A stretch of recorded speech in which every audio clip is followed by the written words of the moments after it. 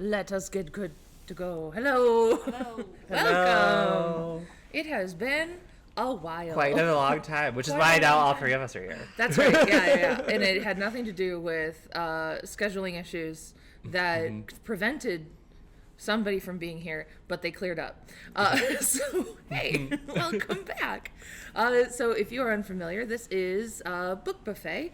We are librarians from the Addison Public Library, and we come on here sometimes, and we talk about books about a different theme, and we do it semi-regularly. So yeah, we're gonna do that again today. So my name is Courtney. I'm one of the teen librarians here at the Addison Public Library. Who's next? I'll go next. Yeah. I'm Matt. I'm the business librarian here. And all the way back there. I'm Rachel. And what do you do here, Rachel? I'm another teen librarian. That is true. We are also in what we are lovingly dubbing Hive 2.0. So if you are around the Addison Public Library, you know that we are under renovations. And we have moved into phase 2 of more than 2. So this is the part where half of the library on the second floor is blocked off. And that includes where the now old teen space, the Hive 1.0. Hive 1.0 was, and it's where the new teen space, potentially Hive 3.0, is going to be located. So if you hear banging, it's because they're literally ripping things apart. Right above us. Right above us. It is. This is where the new one will be, and that's where the old one was. So it's been pretty exciting. So in the meantime, we are located in the large meeting room. This is where formerly known as the large meeting room. Currently Hive 2.0. Currently Hive 2.0, and in the future, large program. I'm not. It's just going to be something different. I don't know what's going on. I think it's still gonna. This room is gonna remain the same. But it's not Yeah. called the large meeting room. It's not gonna be called the large meeting room anymore. Yeah. At least on documents, on We probably, on public as- side of views of things. as we Internally, we probably will still call it the large meeting room. So you may hear us say that, but You work here for 10 yeah. years. It's really hard. It's to hard. It's like the Yeah. Sears Tower. Yeah, exactly. That's It's still exactly it. this will always be the large meeting room, no matter what corporate sponsor we get to That's host right. this room. We will Just try. kidding. We will are not try. getting Yeah. a corporate sponsor. Not for this the room. large meeting room. But in the meantime, during renovations, this room in particular is sort of like a what do we need it to be? So right now it is very much a teen space. So we are in very comfy chairs. Yeah, this is kind of the plus, because before we were just in our regular chairs, and now we get real comfy chairs. We get to brag a little bit. You'll see posters behind us because summer reading is just around the corner. And we've done some propaganda posters for a bunch of our different books and whatnot. Yeah. Yeah, you have All Your Twisted Secrets is right over your shoulder there, which is inspired by the Wicked poster. Did you see that? Oh, Isn't it good? I love that. Yes. Yeah. I love that. But I think that's also a good segue to talk about our summer reading stream. Yes. Yes. So that is coming up. Do you remember what day it's Yes, I do, which is why I was like, I can talk about it. It is next Thursday, May 29th. Yes. In the afternoon. Right.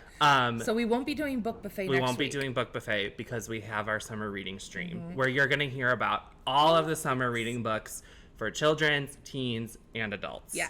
And it's going to be great. Yeah. We've done this in the past. Yeah. Also on the 29th, though, that is the first day of our VIP days. Yes. So if you have an Addison library card, that is technically your first day of summer reading. So you can come and select the book you want. We'll talk to you about any of the books that we have. All of our librarians in our certain segments know all of the books in our kind of like age category. Yes. Is kind of what I want to call it. And yeah, we'll talk about those. We'll help you pick the best book that you want to read. And then you can get your bag. And I will say there's some pretty sweet business coupons this year because that's my part of summer reading, so I can talk about those. Yeah. But Matt, what if I don't have an Addison Public Library card? That is A-okay. Your first day of summer reading is I always have to remind myself there are 31 days in May. So your first day is May 31st, which is the following Saturday. I will be working that day. I'll be in, so you will see me. But yeah, it'll be fun, and we'll tell you all about how our summer reading works. It's very exciting. You tell us what book you want. You get a bag with the book inside it, as well as stuff that relates to that book and like what happens inside, and it's very exciting. It's more about let's just enjoy reading. You know, it doesn't have to be work. It can just be great. Fun. You know. So summer reading is all well and good, but everyone else is also wondering about what should they be reading over the summer. Yes. So much so that people have written articles about it. And if you may or may not have been paying attention to at least the library memes, because we have, there's a lot of commentary about a particular list that, coincidentally, most of it was written by AI, which is very unfortunate. Because like we like using AI for things such as naming our programs. It's very good at coming with alliterations and snarky little words. But you know, it's not the best at recommending actual books because it just made up a bunch of books. The really annoying part. It makes stuff up. It does. It makes stuff up. It takes things. It takes like amalgamations of things and then kind of like blends stuff together. What is the most likely book someone would Which request? means that unfortunately a lot of the books that it recommended that were fake actually sounded good. Some of them did sound pretty good. Some of them sounded pretty good. So we were like, but what if I wanted to read those books? So now I'm actually curious because this thought just popped in my head. I wonder if like authors out there are now going to kind of like take those themes and that can be their next book. Possibly. There's a few of these authors where I'm like, you could do that. You could do that. Yes. That's viable. So what we're going to do is we're going to do read-alikes. We're going to do read-alikes to those. Of those AI books. Did we mention... Sorry, I was taking care of something else. Yes. I am also on a computer over here for those that can't see. I missed it. Did we also mention that on this list there were some actual books? There were some actual books. So there were 5 actual books on that list overall. We're not going to go through the entire list because we only have so much time. But most of them were like historical books or like written. The most recent one was written like in the 60s. like they were fairly old. Or, you know, very well-known books. Like one of them was Dandelion Wine from Ray Bradbury, which I also know that Freeport Public Library did that as their One Book, One Freeport this year. Cool. So, like, it's got some standing. So, yeah, but we're just going to focus on the ones that, unfortunately, do not have an actual book. And tell you ones that do. So, yeah. Shall we get ready? Let's go. Yeah. So one of the false books, the AI books, was a book called Tidewater Dreams, which automatically I'm like, that's one's for you, because Rachel loves mermaids. Yeah. Yes. We are both reading My Salty Mary because Rachel loves mermaids and I love pirates, and it's just made for us. Anyway. Literally written for us. It is. The dedication of the book was for those who love pirates and for those who love mermaids and most of all for those who love books. And I was like, you're right. We should read this together. That is all, like literally, this book encompasses you all. And I love that for you. We love it too. So this book, Tidewater Dreams, is supposed to be a multi-generational saga in a coastal town.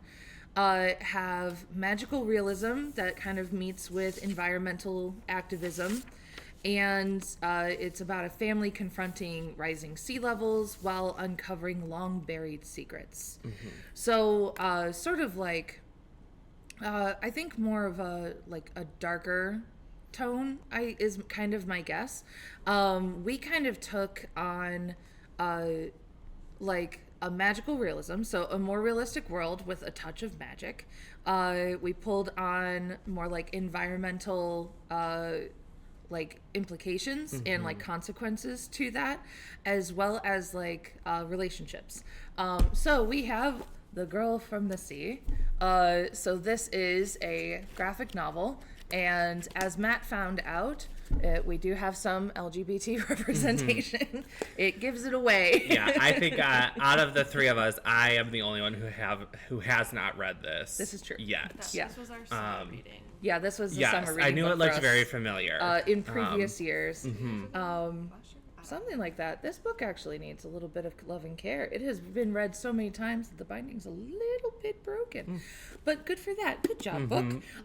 So this is a story about a girl who, lives on an island along with her friends and family and whatnot. But she's kind of like pulling away a little bit, just feeling like there's something needs to change. Mostly like people expect one thing from her, but she's kind of like leaning towards something else. And she meets a girl from the ocean who is a selkie. So that is a seal who can turn into a human. So she can like shed her skin and turn into a human. They become friends. Then they become more than friends. Everything's going great, but then they're realizing that the reason why the Selkie, this one right here, down here, the reason that she came to land was because there is a colony where like their nursery is, where they would raise their babies, and that is getting threatened by like cruise liners. There's boats and ships that are like sailing very nearby, and it's disturbing the waters, and it's very dangerous for the little ones. And one of her close friends is quite rich, and she's like, we have a yacht, and my birthday party's going to be on a yacht, and we're going past the nursery, and it like, drama. So causes that drama. Yeah, it causes drama. I would say the ending is like bittersweet. We'll go with that. Bittersweet. It's a little bit of fantasy. It's a little bit of like the magical realism is there for sure. It's written for, I would say, a teen audience. Yeah. The characters are teenagers. It's very gentle. Gentle, sweet. More on relationships and like, it's less about the romance and it's more about like the intertwining of like the friendships and the secrets and how that affects people. And what have you. So interesting. There you go. Yeah. So there's our recommendation for that one. So next up we have a AI. This one's actually pretty ironic. So the AI recommendation is called The Last Algorithm, supposedly by Andy Weir, who only has 3 books so far. But all very popular. But it's Andy Weir. Yeah. So this is supposed to be a science-driven thriller, very Andy Weir. And it's supposed to be a programmer who discovers a self-aware AI system who has secretly been influencing global events for years. So ironic.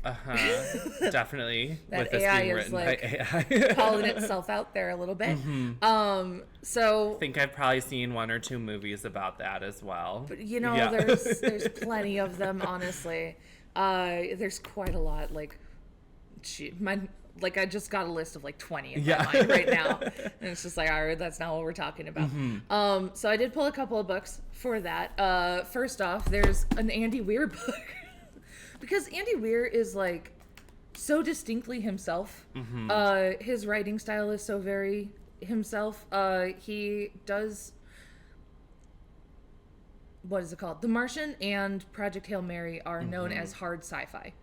So they're like, it's science, it is plausible science. It is like, it's not lasers and jetpacks. Like it's like, if you do something wrong, you explode. The trajectory, yeah. There's a lot of that. So these are very big on that. Project Hail Mary, The Martian is a tough one to beat, and Project Hail Mary is deemed to be the bestest of all time. And I'm still haven't read it. Anyway, it's like one of those things where I know it will define me for a long time. So it just stays in the pile. So just it stays in there your to be read pile for a while. Okay. Because I'm not ready for that much emotion. Yeah, there's emotion. But this was also one of our summer reading books. Yeah. If I remember correctly, last year. Yeah. So highly recommended by it's very good. Many librarians in this building. Yeah. Because we wouldn't have picked it as our summer reading book if it wasn't that good. Slated to be a movie, much like The Martian was. This is also starring Matt Damon. No, I think Ryan Gosling. Ryan Gosling in this one. Okay. Yeah. Okay. Matt Damon would be confusing. Yeah. Because you'd just be like, is this a sequel? Yeah. Like, why is he not still on Mars? Right. Yeah. Like, this is strange. So this is about Ryland Grace, who wakes up and he is on a spaceship. He finds out that he is the only one who is alive. He didn't just magically wake up on a spaceship. He boarded the ship. They put him into like cryo coma or whatever they could do. And then when he wakes up, he's like, oh no, I'm the only one left alive. But the mission that he's on is imperative for the survival of pretty much all humanity. And it's a thriller survival, much the way that The Martian was. And he doesn't know why he's there though. No, there's when he a wakes lot up, of he's like, I'm a middle school science teacher. Why am I on a spaceship? Yep. So you do find out, like, he has flashbacks, and he's like, oh, right, that happened. Right. Okay, and now I know why I'm here, and now I gotta figure this stuff out. Yeah. But he also finds out he's not alone. No. There's something else going on too. Someone else, one might say. So, it's very Passengers-esque. Did you all see that movie? With Jennifer Lawrence. I just spoiled it for myself, so I didn't have to watch it. I appreciate that. I appreciate that a lot. All right. So also in inspiration, there's Pixels of You. So this is a graphic novel. Hooray. So this is about a photographer and a human presenting AI. So, they are working on a photography assignment, and it's a story of them sort of like learning each other and like what makes a person, and you know, can AI make art? You know, like it's very topical in that way. I'd say it's also like more solemn in a lot of ways. It's more like relationship based in that too, and like philosophical, I think, is the way to go about that one. But yeah, if you want to talk about your AI stories, there's that one. Do you know the publisher date of that, or publishing date of it's that one? It's more recent. So we got this in 2022. Okay. But even still, like 2022, because when we think of like AI, this we came out in think it was 2021. just 2021. Okay. So like when we think about AI, we just think like, oh, it's been like the last year that this is, but like it shows it's been all around. People were thinking about it even 4 years ago at this point. Yeah. So, yeah. These are the people who did Lucky Penny. Oh, okay. Which I love, and it is nothing like this. Pivot, for sure. It's a complete pivot. They're covering a different theme. That's it. Completely They're different covering a different theme. Lucky Penny's just such a great time. And this one's like very much a different vibe in every way. Is it the opposite side of the same penny? All right. So sorry, I'm just here for the fun little like, tidbits in there. I am adding commentary. You've got a lane and I'm staying in it. Okay, so the next book that was recommended by AI is the fictional book of Hurricane Season, which is about family bonds and natural disasters. A hurricane brings together estranged siblings, and there are tensions and reconciliations. And I think we went a little bit snarky on this one. Okay, well, so here's the deal. I picked this one up, and I'm looking up Britt Bennett's books, because if you want to read a book by Britt Bennett, like, just read her stuff. So AI, she writes like the Vanishing. AI said that Britt Bennett wrote it. It's probably like the one that most people know her for. She writes like family, literary, contemporary, realistic, and I would say not dark, but also not like funny.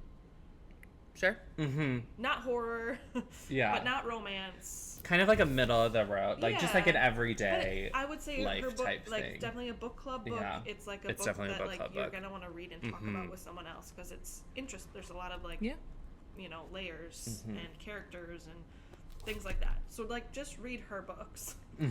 Yeah, effectively that. But if you're like, I want something dark But if and you like the want drama with hurricane hurricanes, season, there's also hurricane you season. should A book called Hurricane Season. The hurricane season. This is by Fernanda Melchor. This is also has like some mythology and supernaturalness going into it as well. There's a bit of a murder mystery in here. It is. It was translated too, right? It was translated. So originally published in Spanish. Yes. In Mexico. Right? Yeah, it was in Mexico, so it's a contemporary Mexico. And this is set in a Mexican village, and it does not end well. Based off of what I've been looking through. It's not a great book. Also it's sort of book. like it looks like it is It's lyrical, dark. Yeah. literary. If you look at this, like that's They're all the same. Yeah. it's just words. that's what books are. That's what books are. It's just so many of them. But like even it follows, like you're saying, like the literary pattern, like it follows the Yeah. block text. Yeah. It's Which is very common in the literary. right. Yeah. writing. So this is the narrator lingers on details as well as acts of depravity or brutality, extracting some tiny shred of humanity from the characters that most would write off as utterly irredeemable, and forming the portrait of a damned Mexican village. So it is a heavy read. That's a heavy read. It's a heavy read, but none of us have read it. I mean, I haven't. No. I don't know. I I'm haven't. assuming. I have not Yeah. read it. No. but this is also one where But I am I think intrigued. if you kind of like if you are somebody who are fans of hurricanes, hi mom, and you like sort of like that mythology. oppressiveness, like that heavy air. Yeah. This is probably going to be your pick. Yeah. So that's a good one to go for. Okay, next one. So the next book that was on the list of false AI books was a book, falsely, called The Collector's Pieces. And this was supposed to be about a reclusive art collector and a journalist are discovering the truth behind like a controversial piece of art. So like the art collector, I think, got a piece of art and there was like some controversy about it. This is very heavy on like character development. And was lauded for that. So we pulled. So the real author for this fake book was Taylor Jenkins Reid. She does write like that is what she does. She does characters. Yes. If you want to read her books, read her book. Yeah. She has one coming out I think next week or in 2 weeks. Okay. Ooh, good. Oh, I will look up the Atmosphere. time. Okay. All of her books are set in the same world, our world. In fact, The real Our world. But like a character from one book will be like the main character for her next. Great. But they're all very different. You know, one is about this music group, basically Fleetwood Mac. One is about a tennis star. Like they're all like very unique but related. Cool. Yeah. So her next So one she is- wrote The Seven Husbands of Evelyn Hugo, Yeah. Okay. which that is a very popular book of hers. Sure. So Daisy if you Jones and are the interested, Six. Daisy Yeah. Jones and the Six, Malibu Rising. So big titles from Yeah. this Yeah. author as well. Yeah. If you've not read her. Yeah. Highly recommend. The AI generation on this absolutely was pulling very popular titles, or rather popular authors. And like who have distinct styles that they could like kind Atmosphere of pull. comes out in 2 weeks, Ooh. according to the author's Instagram. Yeah. We ordered it for my sister-in-law. So Nice. She'll be getting it on her doorstep very soon. So if you want to read alike for that kind of tone, read her books. If you wanted something that was very in-depth exploration to the art world, read Get the Picture. So this is Get the Picture, a mind-bending journey among the inspired artists and obsessive art fiends who taught me how to see.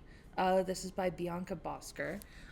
So Bianca is a journalist. This is nonfiction. And she kind of dove into the world of art.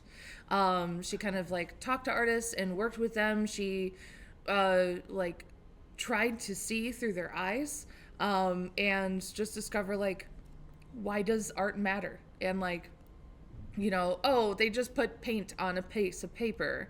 And it's like, no, there's significantly more than that. Not just like the process of stretching canvas onto a board, the process of like coming up with your ideas, everything from start to finish, and then how it goes on further and further. So this is very much a, like, she's 100% like a fish out of water. Like, she's like, I don't get it at all. Like, but she's trying so hard too. Yeah. Because if you know artists, like if you've like talked to a artist, they weird, like in the most loving, beautiful ways. It takes a certain type. It takes a certain type. And I am, and this is, it's really silly to say this, but it's like, I am very close friends with somebody that I would be like, this artist, this is an artist. I love him. He's so weird. Like, and like hearing him talk, and I'm just like, all right, buddy. Yeah. Like, I love that you see the world that way. It's not how I do, but like, I'm here for it, you know? And that's kind of where she's at. The way that this says it is, this is the inside the impassioned, secretive world of art and artists. And I think for some people, art is so inaccessible because it feels like you're missing the point. Kind of the way that I feel like poetry. Yeah. Because I feel like I'm always missing the point. But this is like a fun, little bit silly, a little bit funny, but like a good look at the perception. Yeah, the art world. Yeah. And yeah, you've got since it's a nonfiction book, a good portion of the pages on the back are not what you have to read. Nope. It is the reference list. Yeah. So that's a fun one to go for if you want to go into the artsiness. Yeah. There may be but that's also like too. a fun perspective to go in and just be like, you know what, I am going to just like learn more about this world that has that mindset of like, it's all like, I don't want to say the word weird, but it's also like lovingly weird. Yeah. But it's just something that's so different from most people. Yeah. But to then go in with that open mind and be like, I am going to kind of like decipher this world. Yeah. It's kind of interesting. Cool. Yeah. Because artists definitively see the world in a very unique way. Definitely different way than what great. A lot of people in the world see. It's so great. Thank goodness for artists. Our lives would be so much more boring. Yeah, like, there would be no color. None at all. Yeah. It would be so boring. All right, so next book that supposedly was recommended by AI was one that should have been called Nightshade Market. And this would have been written by Min Jin Lee. Who I think responded, like, has tweeted and was like, I do not have a book. Like, I'm not working on this book. Like, keep my name out of this. keep my name out of the paper. Yeah. All right. So, redacted by insert who knows here. This was supposed to be a story about Seoul's underground economy. So less like black market, more like shadow economy. Okay. So it was about three women whose their storylines kind of intersect as they're in like working within and around sort of like an illegal night market. It is an examination of class and gender and shadow economics, which I thought was a very fun phrase that they wrote in that article that I was like, well, that's fun. Yeah. I don't think that. Thank you. Have a great day. So we've pulled If I Had Your Face. If I Had Your Face, which I have read. Tell us about it. Rachel has to tell us about it because I was just going to read the cover. Yes. So I went with this because let me verify. Yes. It is a Korean. Francis Cha is a Korean author, which I feel like was like the vibe they were going for. This is kind of a wild book. It is about the plastic surgery. Oh yeah. Like culture. Oh, in Korea. Okay. So that kind of ties into like the black shadow economy economy and aspect of it. Like, gender and gender performance, specifically for Korean women. Thanks for chatting in. Yeah, doesn't it sound interesting? Yes. And as far as I'm familiar with, like the plastic surgery like culture is significantly more prominent than what we experience here. It's kind of like expected. Like people will go and get nose jobs. Like once you turn a certain age, it's like, okay, we're all going to get nose jobs today. And that just seems very strange to me, but that's just not something that's familiar to me. So that's what this examines. Yeah, so it examines that, and we've got 4 women in the story with distinct storylines, but they do intersect. So again, goes back to the intersectingness, and basically how these like beauty standards have defined their lives and their decisions that they've made, whether they are like, oh, for sure I'm getting plastic surgery because this is the job I want, so I have to do it, or like I actually have like traveled around, I've got like maybe family who lives in America and I know that it's different there, so like I'm a little more hesitant, and just like how these women are navigating, like, should I do this because it can give me these career opportunities? Should I not do it because of X, Y, and Z? I mean, plastic surgery, like, you still have to pay for it. Like, it's not free. So there is a cost, monetarily. Right. Just, like, but, like, physically. It's good. It's another one that I would say is good to read with someone. Like, I remember my friend was reading it and was like, please read this so that I have someone to, like, talk to right away about it. So a good book club or buddy read. Yeah, that'd be a good one. Especially if you're curious about Korean culture and like a different culture than you, or this is one of those like windows and mirrors kind of books of you get a glimpse into something that you yourself might not be familiar with, or that you are very familiar with. So there's a lot of benefits to that. I think that's a debut. Ooh, good author, job. So I should debut. Look and see what else she's written since then. Very cool. Because I remembered like just like really enjoying the experience of reading it. It looks good. It's not very long either, so that's pretty nice. Yeah, good job, you. All right, so we following up, finding some more. I am looking just real quick. Just checking. Yeah. Oh well. All right, so the next book. That's the only one that we have. Yeah, the next book. Something else. Your second book is. It's hard to, especially when you have such a success with your first one. Truth to that. All right, so moving on along. So going into the next book that was recommended on the AI generated list, it was called The Longest Day by Rumaan Alam. So this was supposed to be about a summer solstice celebration gone wrong. There would be guests that were on a vacation resort, and they are now trapped there. And horrible things start happening. It is definitely a horror. It kind of reminds me of the Fire Festival a lot. It reminds me of White Lotus. That too. Oh, okay. I think there's a lot of stories about like promised like vacation luxury, and then what was promised did not happen. And then this is where it diverts from Fire Festival. People die, like, it goes on and on and on. Like there's video games like Dead Island and Dead Island 2 are based on that theory, and like there's all those, and you found not just one but two books. More. And there are so many more. I love the tagline in this one. They're dying for an escape. They are, but also on the inside cover. Oh, really? The one island, 6 visitors, countless secrets. There you go. I was like, that is so White Lotus right there, too. So we don't have to tell you anything else about this one. This one's called Reckless Girls by Rachel Hawkins.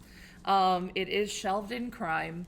That's what you get. I think they get there and they're like, oh, actually, wait, is this one? Or maybe it's the other one.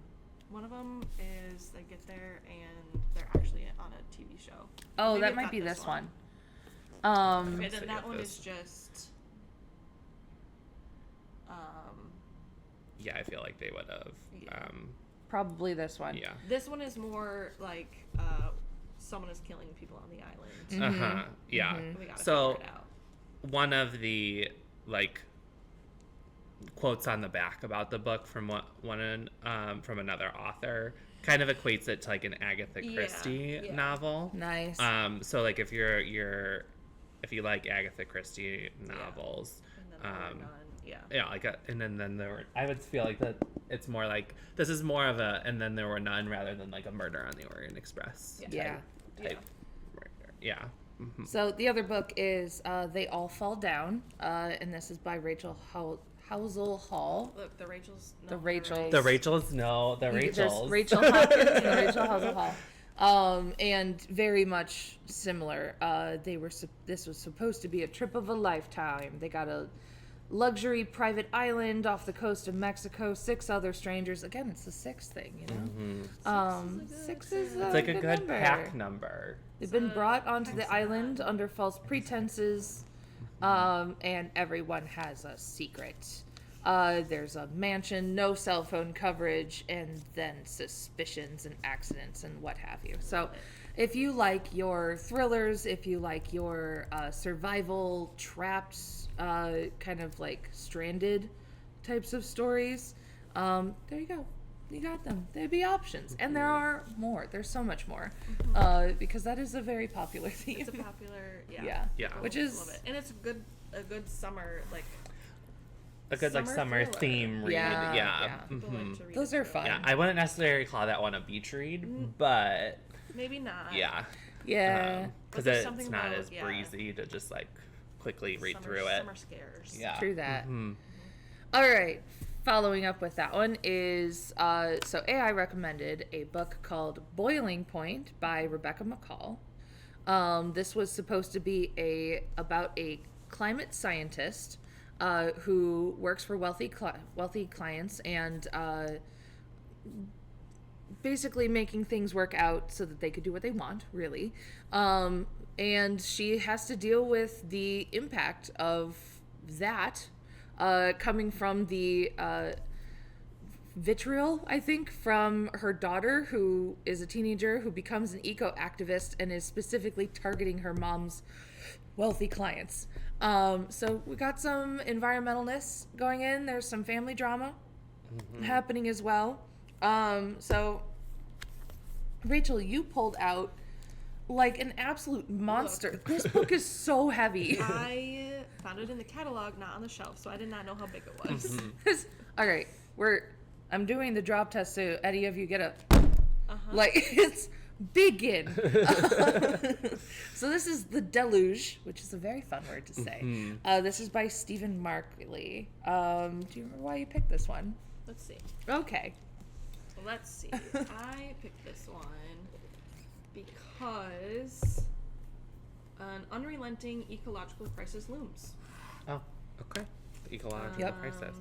In 2013, Tony, a California-based scientist studying deposits of undersea methane, receives a death threat. His fate will become bound to a stunning cast of characters. A drug addict, an advertising strategist, a neurodivergent mathematician, a cunning eco-terrorist, an actor turned religious zealot, and a brazen activist named Kate Morris. Who begins a project that will alter the course of decades to come. So not that his child is like... Yeah. But there are like younger people. You know, the way that they set that up, I'm like, is this like an environmental heist? Yeah. Like, I'm getting together a team. It's like Ocean's 11 on the ocean. So, to protect the ocean. To protect the ocean. It's an intertwined story, so I'm just... Oh, there's even parts that are redacted. Oh, that's fun. Now, so yes, it's definitely heisty. Now I know there's why like it is so heavy. Like we're in 2032 here. Ooh. I think we get back to 2013, 2031. Yeah, and there's like that looks so fun. There's like articles and stuff in there, and through. I'm guessing like different chapters or different sections are from the various perspectives. Yeah, the different. That's super neat. Yeah. Honestly, this one looks like a lot of fun. Actually, it looks really fun. Now I'm interested. I want to read this. So never judge a book by its weight. By its weight or its thickness. Okay, so it says it's like split into different books. Mm-hmm. Cool. Book 5. Yeah. Yeah. Oh, that makes sense. Yeah. So I wonder. you could, yeah. You read one. This is 5 books. That's why it's. Mm-hmm. It's like a compendium. I didn't even look to see what sort of reviews it had. It looks real fun. It just honestly looked interesting. It sure does. I'm just flipping through it. I'm just like, oh yeah, let's do that thing. That sounds fun. Let's do that. So yeah, there's the deluge. And yeah, if you want your environmental heistiness, I guess we could be totally wrong. It could not be heisty, but it sounds really fun. Heisty. I think the redacted chapters kind of also allude to a heist. Yeah, there's absolutely some investigating. There's some government files on something. For sure. Which, num num num num. Yeah.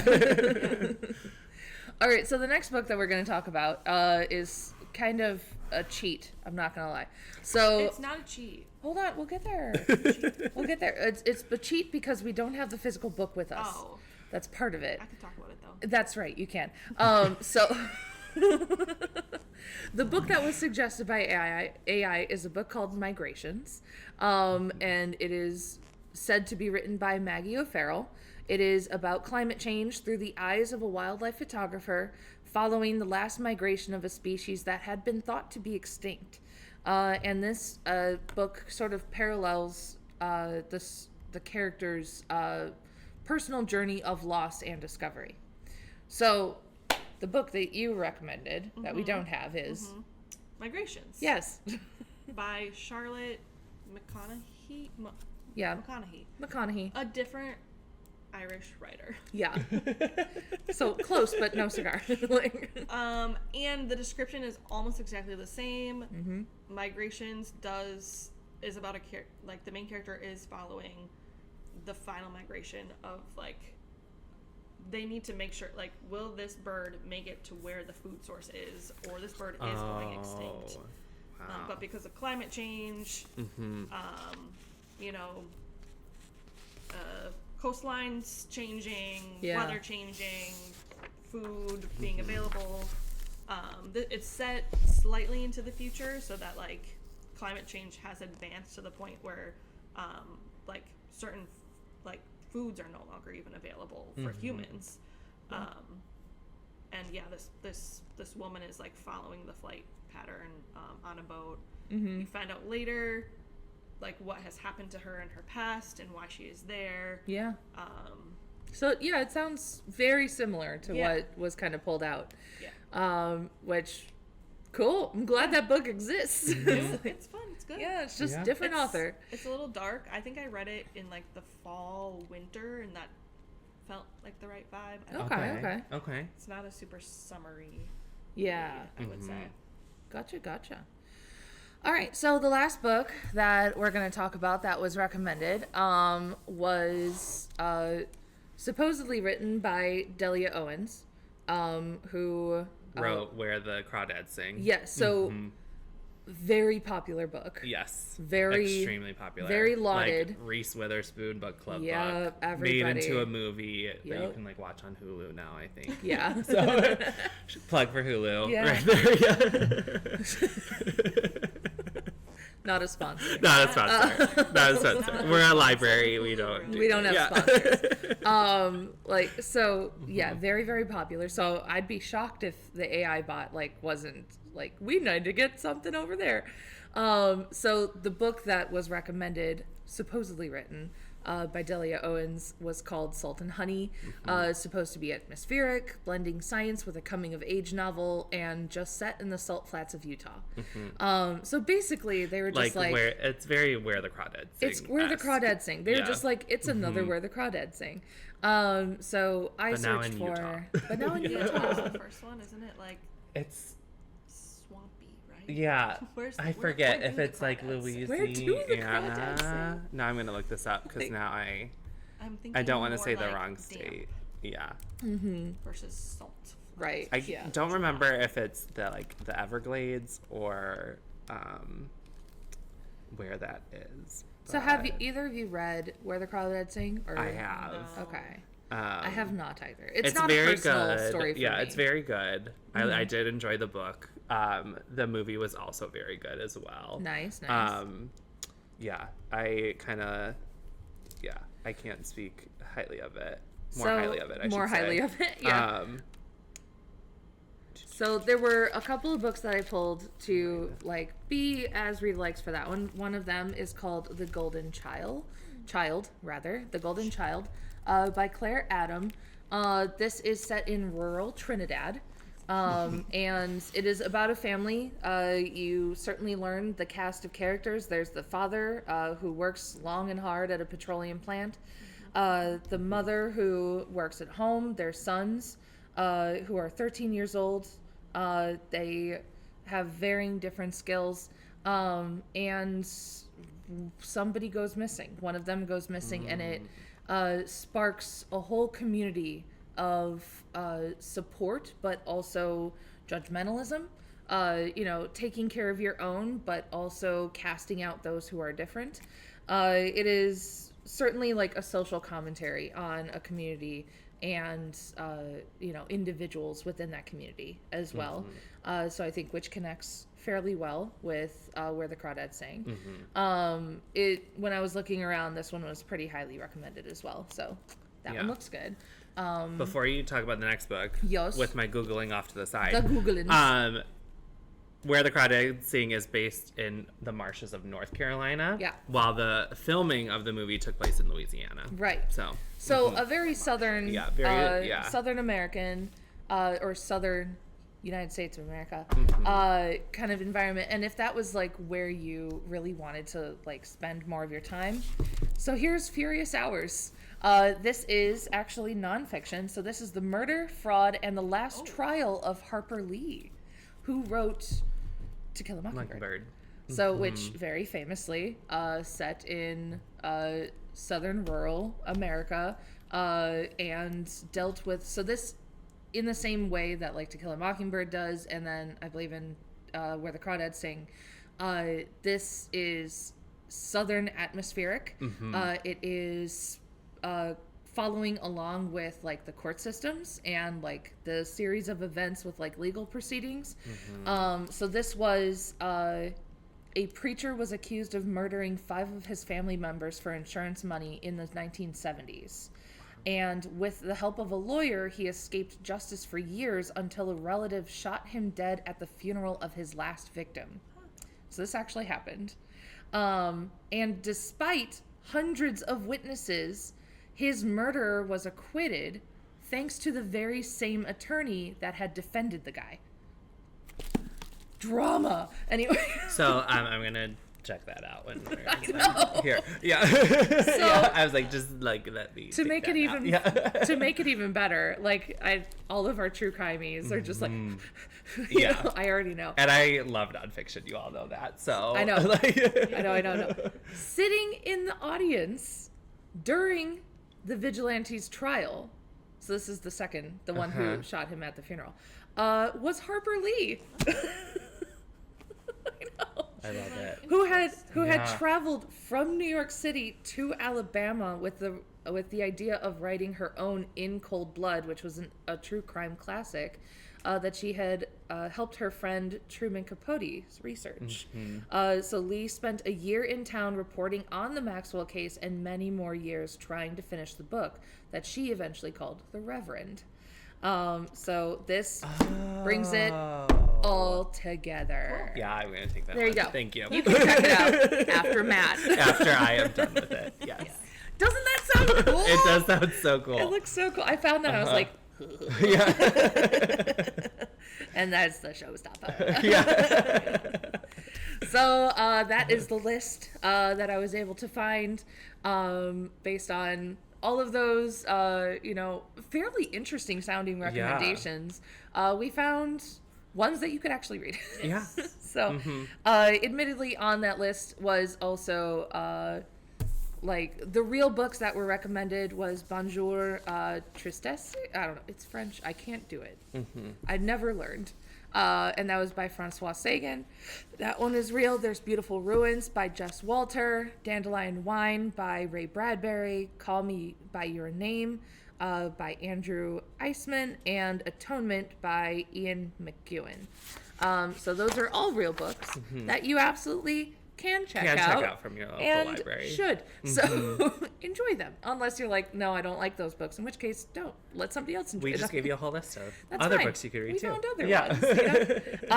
And as always, remember that if you want to read something, or even if you don't, and you're just like, I like stories, librarians are phenomenal resources to find you exactly what you're looking for. We can come up with personalized book recommendations, and we do all the time. I was talking to somebody last night and I wasn't even clocked in. We both enjoy it and it's our job. That's right. We're really good at it. I was gonna say, like, I would say as librarians, this is our like favorite aspect of our job. Like, yes, we have other aspects that we do that we enjoy and all this stuff, but like we love talking about books with people or to people, and it's just one of the highlights of our job. It is also the most stereotypical part of our job. Correct. Like everyone's like, all they do is talk about books. Well, if you let me. Like if you have to ask us first. Right. There's a lot of other things we can help you out with too. Yeah. But yeah, so that's the jam. We had a lot of fun doing this one. So thank you, the AI that wrote that article, because it honestly, it sparked off such a massive conversation about books. So, you know, there's some good that came out of all of that.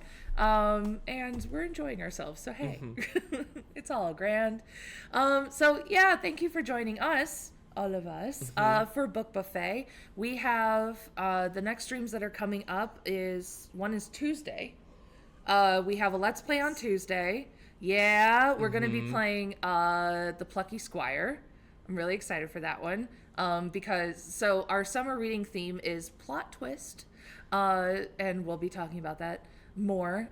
But, you know, The Plucky Squire is about a little character in a children's picture book, and the villain sort of like breaks the narrative and like is like, I'm going to rewrite the story and, you know, I'm going to win. And in the game, you go from like 2D in the game to like 3D in the world and bounce back and forth. Awesome. So very twisty. So I'm very excited to play that one. So we're playing that one Rachel and I are playing that one on Tuesday. And then we'll be back on Thursday for the summer reading stream.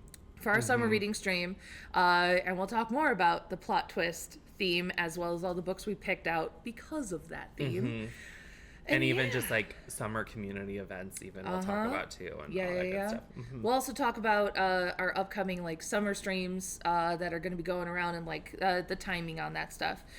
During the summer, we're going to be doing this book buffet at a different time because if we did it now, works with our schedule. It works with our schedule. Our first job is in this building in front of our faces working with people. We stream Twitch when we can and when it works. So yeah. And if you want to watch this again later, we'll have it uploaded to our YouTube. So yeah, thank you so much for joining us. Thank you for joining us. Oh, thank you, Robert, for like chatting in, and I hope that we'll see you on Tuesday. It'll be a lot of fun. Tune in Tuesday to see the Plucky Squire. I'm excited to mess up. I've not played it yet. Oh, okay. But both of you have. Okay. I am the gamer of the group. I have been wanting to play it for a really long time, and I've been kind of saving it to play it on stream. So it'll be my first playthrough too. We won't go through the whole thing. We'll play for it for. We'll see how far we get in. Yeah. So, I'm excited. I hope that you join us, and thank you for joining us now.